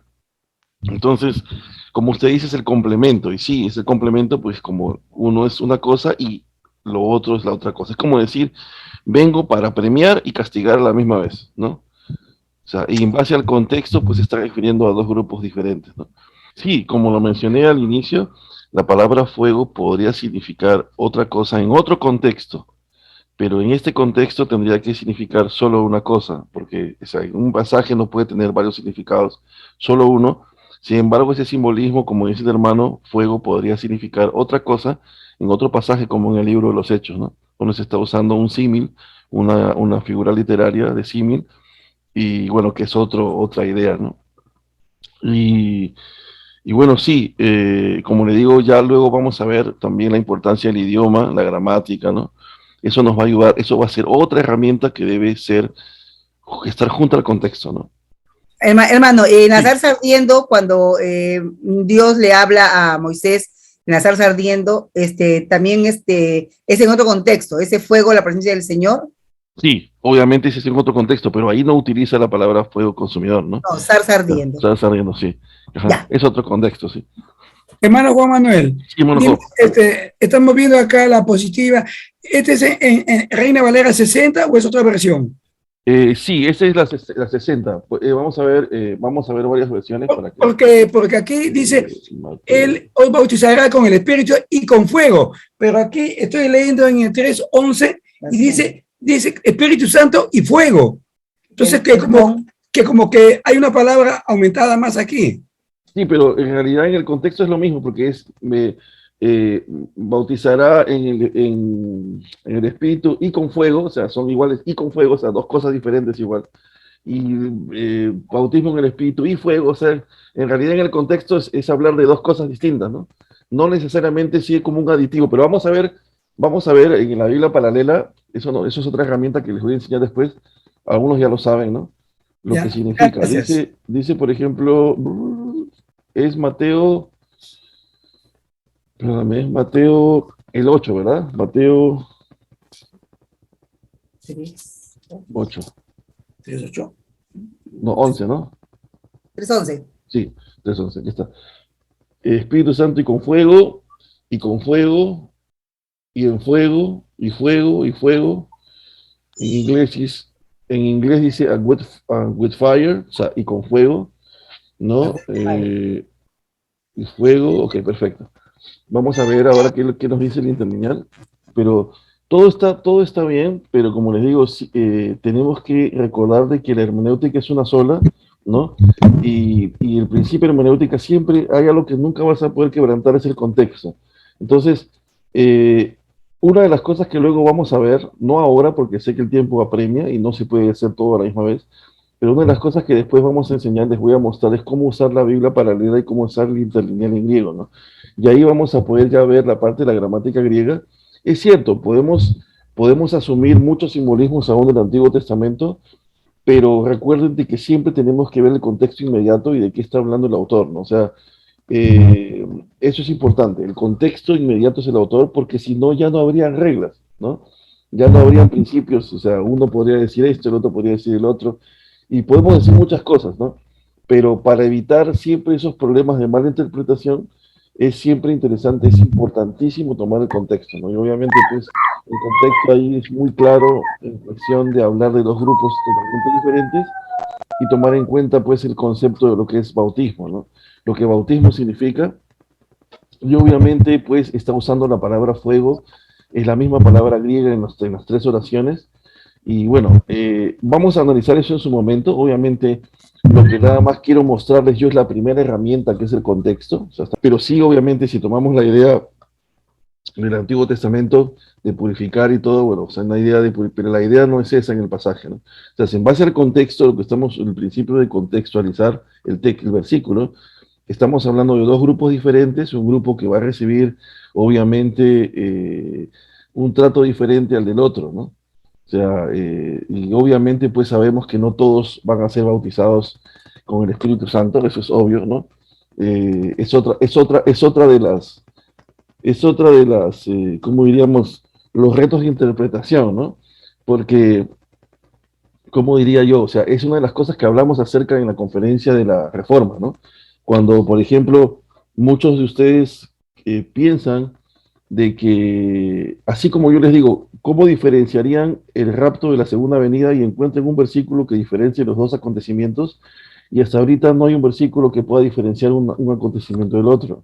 Ahora, ¿cómo diferencia? Este habla del rapto, este habla de la segunda venida. El otro reto sería, si tú dices, si Efesios dice que uno está muerto en sus delitos y pecados, muerto, muerto, totalmente muerto, y ahí la palabra en griego muerto habla de una esfera, un mundo donde estás inerte, donde no tienes la capacidad de reaccionar ante Dios, al llamado de Dios. La pregunta es, se piensa, y algunos piensan, ¿no? Y respeto esa postura, pero algunas posturas piensan de que el hombre es el que responde al llamado de Dios, ¿no? Y al responder al llamado de Dios decide elegir a Jesús, y entonces viene el Espíritu Santo, y el Espíritu Santo al ver que lo llena, ¿no? Lo regenera, ¿no? Sin embargo, la Biblia es muy clara al decir que es el Espíritu Santo quien produce esa fe para creer en Cristo. Y la Biblia es muy clara en decir de que es el Espíritu Santo quien regenera, ¿no? Entonces, la pregunta es bien sencilla, ¿no?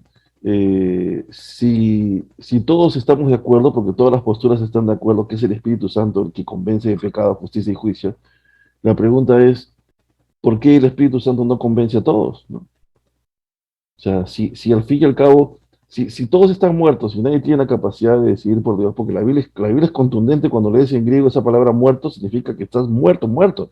El muerto no puede hacer nada. Y en griego significa que estás en una esfera inerte, donde no tienes la capacidad de tomar decisiones, no tienes la capacidad de responder a ningún llamado. Entonces, y lees, dice al final que es Dios quien te escoge, Dios quien manda de su espíritu, pero la pregunta es ¿por qué lo hace con unos y no con otros? ¿No?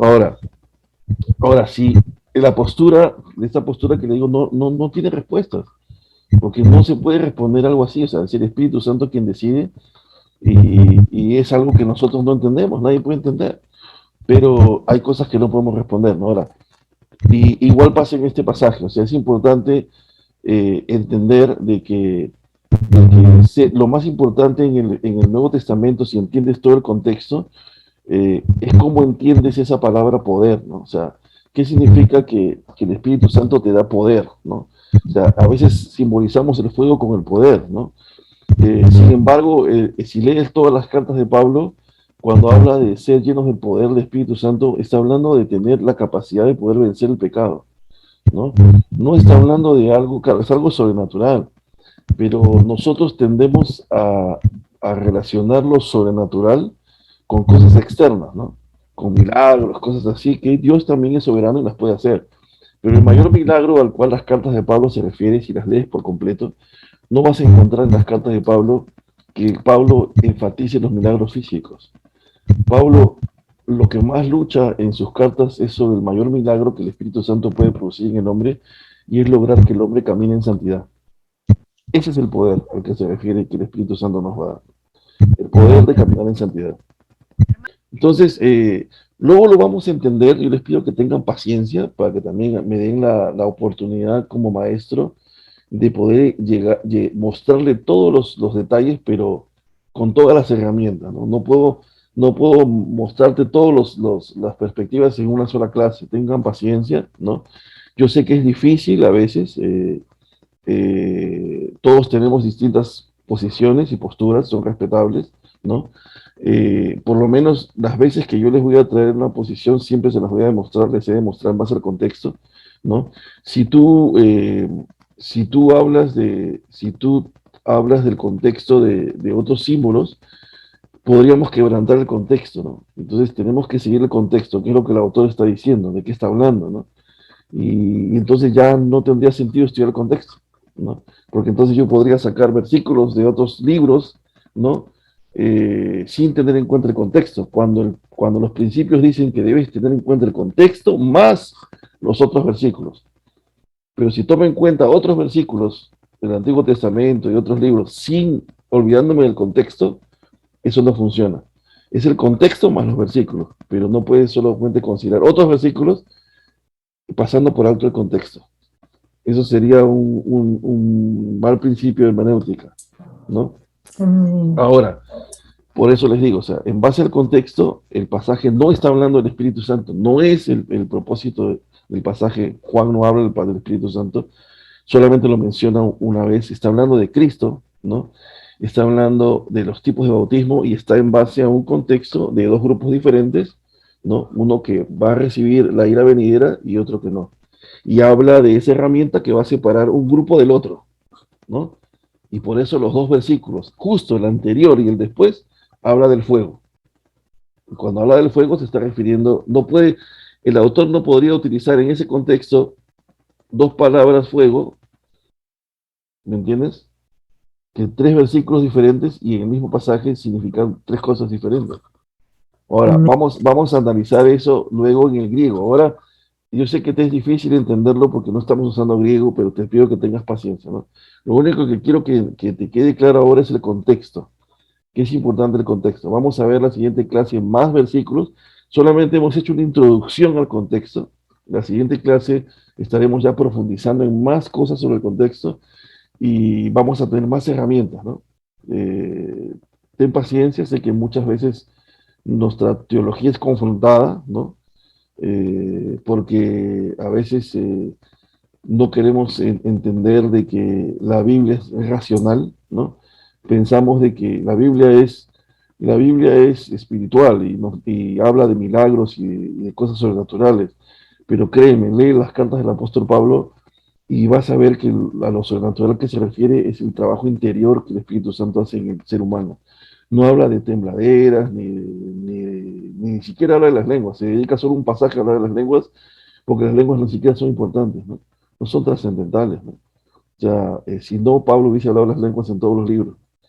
Ni siquiera son importantes, ni siquiera es importante el milagro de sanidad para Pablo en ese momento, porque Pablo enfatiza otras cosas que sí son importantes. Entonces, y eso no significa que Dios no sea soberano, que Dios no pueda hacer milagros. No significa que si Dios te ha dado el don de hablar en lenguas, bien, ¿no? Como siempre le digo a algunos hermanos, si Dios te ha dado ese don, habla en lenguas, pero recuerda siempre las reglas, ¿no? A lo más tres, dice, ¿no? Y si no puedes interpretarlo, dice, cállate, no hables. Sigamos las reglas de la Biblia, ¿no? Entonces, pero sin embargo, esas cosas no son trascendentales. De nada sirve que tú tiembles, de nada sirve que digas, tengo el fuego consumidor, y al fin y al cabo nuestra vida no refleja eso, ¿no? Nos pasa a todos, pues más debemos estar preocupados en que caminemos en santidad, ¿no? Que a veces vivir en un evangelio sin letra, ¿no? O sea, irnos al extremo, como dice José Pauca, ¿no? O sea, a veces el extremo es malo, ¿no? Hay grupos, fases, muchos grupos de la comunidad cristiana que se va al extremo, ¿no? Al extremo de que quieren vivir en el fuego todo el tiempo, temblando, ¿no? Piensan que eso está en la voluntad de Dios, ¿no?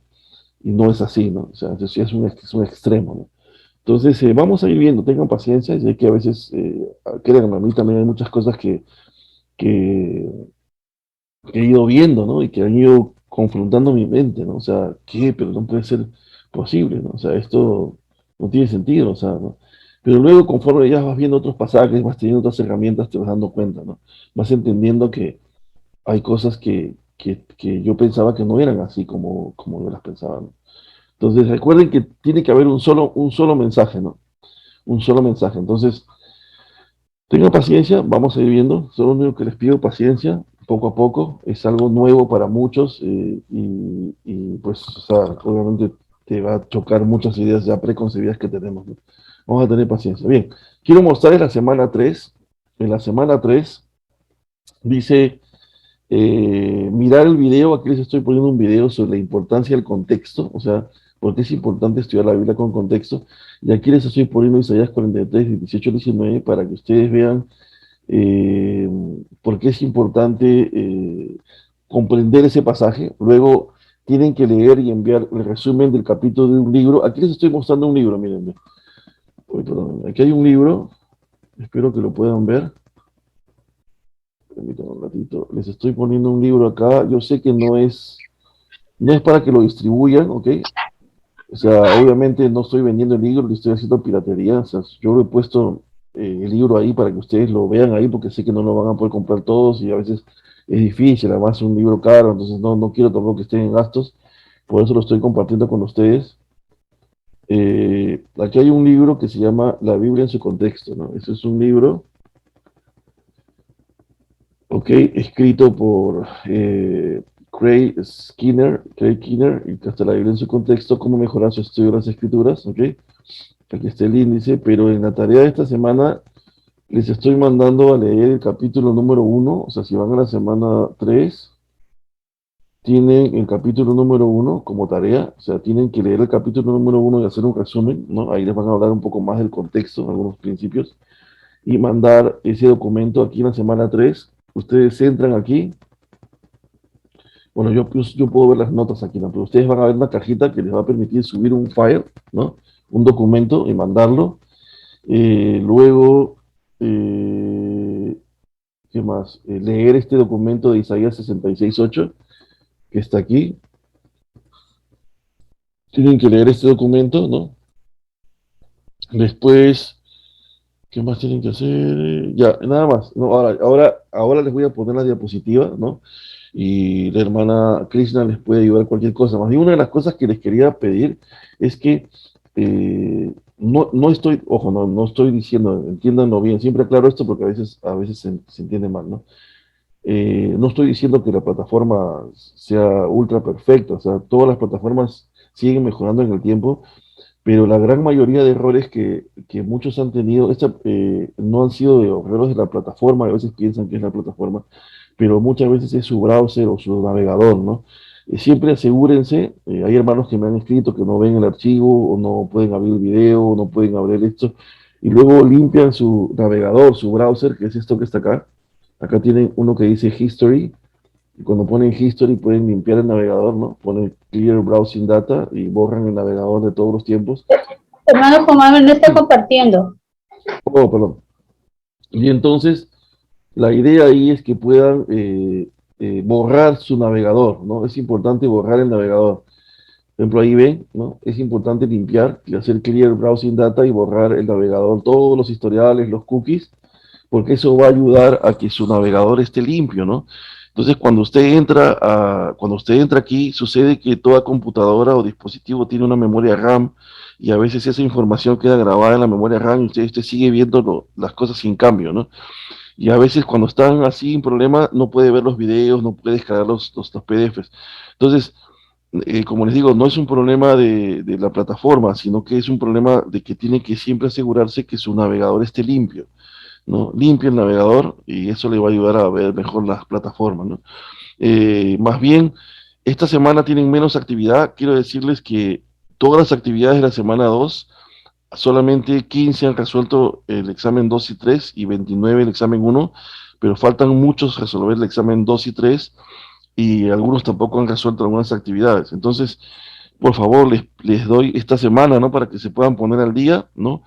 Y decirles de que también ya no van a tener como fecha límite el sábado, sino va a ser los viernes, ¿no? O sea, este viernes se cierra, o sea, este viernes, miren, este viernes yo hago así, por ejemplo, usted ve, semana 3 aquí está publicado, pero si yo hago esto que le voy a mostrar ahorita, ¿no? Si yo machuco aquí, ya no va a poder usted entrar a la plataforma, o sea, va a entrar a la plataforma, pero ya no va a poder ver la semana 3.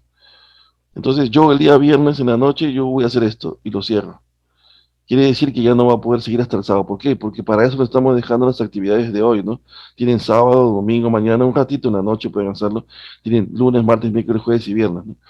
Pero hay hermanos que no han hecho nada el sábado y domingo y hemos revisado, por más que hemos hecho el esfuerzo de dejarles las tareas para que puedan ya avanzar desde hoy, no han hecho nada, ¿no? Y han esperado el jueves, viernes para hacer, y entonces ya es difícil, pues, ¿no? Entonces le vamos a dar solamente hasta el viernes para que se pongan al día en la semana 2 y en la semana 3 que es la nueva. Y más bien, si hay algún hermano que está inscrito y no ha hecho nada desde la primera semana, le vamos a dar hasta este viernes para que se ponga al día en todo. De lo contrario, el día viernes, aunque suene difícil, ¿no? Pero vamos a tener que eliminarlo de la plataforma, ¿no? Porque entonces significa pues que no desea aprender, entonces ya lo vamos a sacar nada más. Entonces, por Bueno, favor, sí, disculpe, sí, hay una tarea que me falta de esta segunda, de esta segunda clase, sí, de la sí. anterior, perdón, de la anterior, no lo entendí, me olvidé ¿Cuál te falta? preguntarle, ese de llenar un PDF o un Word, creo, mínimo 2 páginas, eso ¿a qué se refiere? Porque solamente son una pregunta o 2 preguntas, pero dice mínimo 2 páginas que tengo que escribir. Oh, las preguntas de reflexión. Ajá, sí, sí, de reflexión, creo que es de discusión, algo así. Eh, Oh, sí, sí, sí, ok. Eso lo tienen que hacer acá, miren, me acabo de abrirlo y acá hay un botón que dice ver discusión. Ustedes lo abren y aquí es donde tienen que tirar su comentario. Le va a salir una cajita y ahí tiran el comentario, ¿no? Y mandan enviar. Aquí lo que tienen que hacer es, por ejemplo, que pienses cuáles son algunos peligros de una hermenéutica alegórica, ¿no? ¿Por qué tener una hermenéutica alegórica es un peligro? Por ejemplo, ¿por qué cuando lees un pasaje y tú creas símbolos donde no lo hay, por qué es peligroso, ¿no? Te están preguntando. ¿Por qué crees que es peligroso poner símbolos en un pasaje bíblico donde no existen? ¿Me entiendes? ya. Luego te Pero está diciendo, sí, es necesario que sea mínimo 2 páginas, hermano. Sí. Bueno, si no puedes hacer 2 páginas, bueno, entendemos, haz una, no hay problema, pero que por lo menos se entienda, ¿no? O sea, Ya. porque puedes investigar, buscar. La idea de esto es que ustedes puedan investigar, por ejemplo, ¿no? Por ejemplo, hay muy buenas formas de investigar en Google, ¿no? Si tú quieres buscar cosas serias, ¿no? Por ejemplo, pones hermenéutica alegórica, ¿no? Vamos a ver, por ejemplo, para que puedan ver aquí. Quiero ver un ratito si es alegórica. Ok, pero en vez de buscar aquí, te vas aquí donde dice imágenes, news, videos, maps, more, y te vas donde dice libros. Bueno, a ustedes les va a salir libros, ¿no? Y aquí pues tienes, por ejemplo, las parábolas de Jesús, es un libro, la hermenéutica de Cristo, hace una interpretación cristotélica, ¿no? Hermenéutica, interpretación eficaz, habla de interpretación alegórica. Entonces, de esta manera, cuando tú haces un sustento de tu investigación, no vas a hacer un sustento en artículos, porque los artículos no pesan, los puede escribir cualquiera, ¿no? O sea, si no vas a hacer un sustento en base a libros, a una bibliografía más seria. Entonces, tú puedes entrar acá, por ejemplo, ¿qué dice sobre interpretación alegórica? ¿No? Entro aquí y me va a llevar justo a la página donde habla de interpretación alegórica, ¿no? Acá está. Dado que la interpretación alegórica no está guiada por la intención del autor inspirado, su uso deja a los predicadores completamente vulnerables ante el abismo de las interpretaciones arbitrarias y subjetivas. Por ejemplo, acá te está dando una idea seria de lo que implica tener una interpretación alegórica y sus riesgos, ¿no? Te fijas la hoja, entonces cuando haces el sustento, dice, mi sustento está basado en quién? Está basado en un libro escrito por ejemplo, yo conozco a este maestro, él es maestro en la iglesia donde vamos, él es Lucas Aleman, él es director del seminario Master Seminary, y ejemplo, esto fue producto de su tesis de doctorado, ¿no? Él escribió la hermenéutica de Cristo, entonces vas a poner, ¿no? La hermenéutica de Cristo, basado en el libro hermenéutica de Cristo, fulano de tal, ¿no? Doctor en teología de la iglesia tal, ¿no? Sustenta en su libro, en la página tal, ¿no?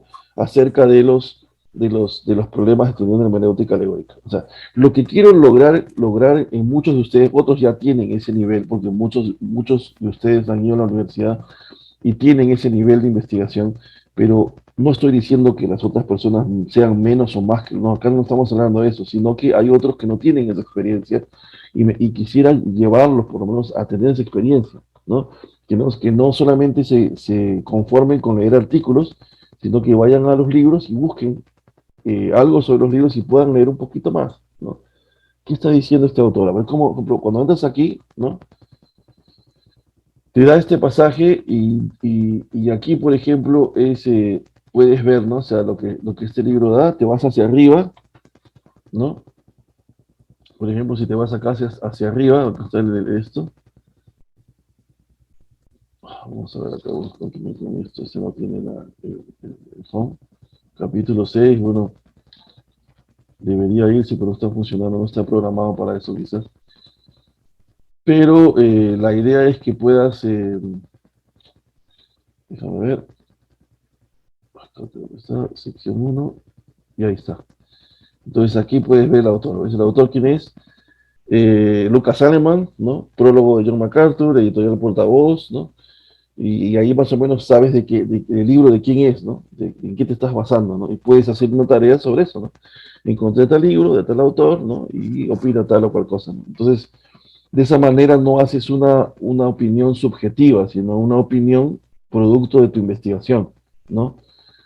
Porque a veces te hacen una pregunta y tú escribes todo lo que se te viene a la mente, ¿no? Pero a veces también nosotros no tenemos todo el conocimiento. Si estamos aprendiendo, tenemos que buscar referencias bibliográficas, ¿no? Y hacerlo en Google, pues es una gran ayuda siempre que pongas la opción libros y no la opción artículos, ¿no? Porque artículos puede escribirlo cualquiera, ¿no? Un artículo no es algo de valor para poner en una tesis o en un trabajo de investigación, ¿no? No tiene peso, ¿no? Por eso busquen esa opción. Muchas gracias, hermano. Sí, hermano. Muy bien, entonces, bien, hasta ahí entonces nos quedamos el día de hoy.